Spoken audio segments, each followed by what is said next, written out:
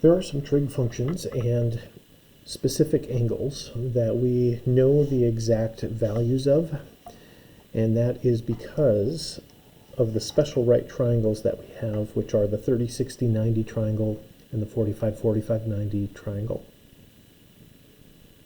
Because of that, we can calculate and know the exact value of certain angles, basically things that are multiples of 30 or 45. Oftentimes books will give you a table that looks like this, and they'll ask you to do some calculating. For instance, they might ask you for the sine of a 60-degree angle. So kind of like a multiplication table, if you're going to do the sine of 60 degrees, you'd take a look at sine here and read across. You'd find 60 degrees and read down, and where those two intersect, that's where your answer would be. So the sine of a 60-degree angle would be the square root of 3 over 2. This is a pretty small table. It has just our main three trig functions on it and just our angles in degrees, 0, 30, 45, 60, and 90 degrees. Oftentimes we do have a table that's a little bit bigger. So taking a look at this one, we have, instead of just three trig functions on the side, not only do we have sine, cosine, and tangent, but we also have cosecant, secant, and cotangent. And then our angles can be measured in a couple of different ways. We can measure them in degrees. This one has a couple of extra values on the end here compared to that last table. But we also know that our angles could be measured in radians. So a 30-degree angle is the same as a pi over 6 radian angle. That's the same measure, so they're lined up in a column together. So using this table, we should be able to answer some questions. If you are asked to calculate the sine, cosine, tangent, cosecant, secant, or cotangent of one of these angles, you should be able to find that on the table and then come up with an answer. So the directions would likely be find the exact value. So we take a look at letter A here. We want to find the tangent of 45 degrees. So I would take a look at tangent here and look at 45 degrees here, and where they come together, that's going to be our answer. So the tangent of 45 degrees, that is equal to 1.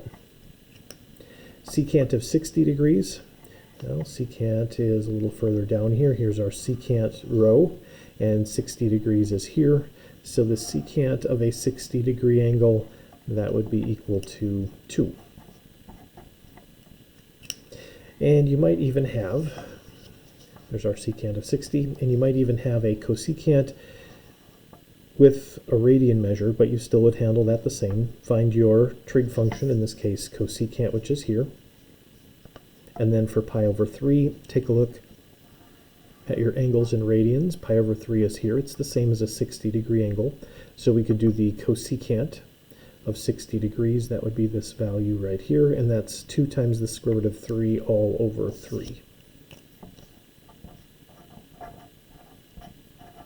So that is how you use a table to find the exact value of any of your 6 trig functions with these given angles at the top. Another thing that you can do with this table is, if you do know what the trig function of your angle is equal to, you can actually determine what your angle is, as long as this value on the right side of the equal sign is one of the numbers inside the table. So here we're trying to find the exact measure here of the angle. And we know that the cosine of the angle is equal to a square root of 2 over 2.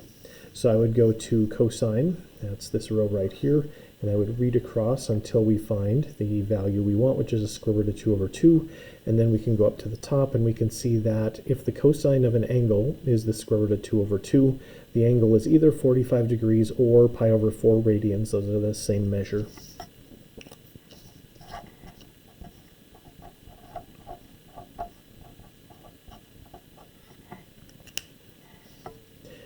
So there's a couple of different ways that you can go through and use the table. You can use the table to find an exact value. Your angle might be given in degrees or radians.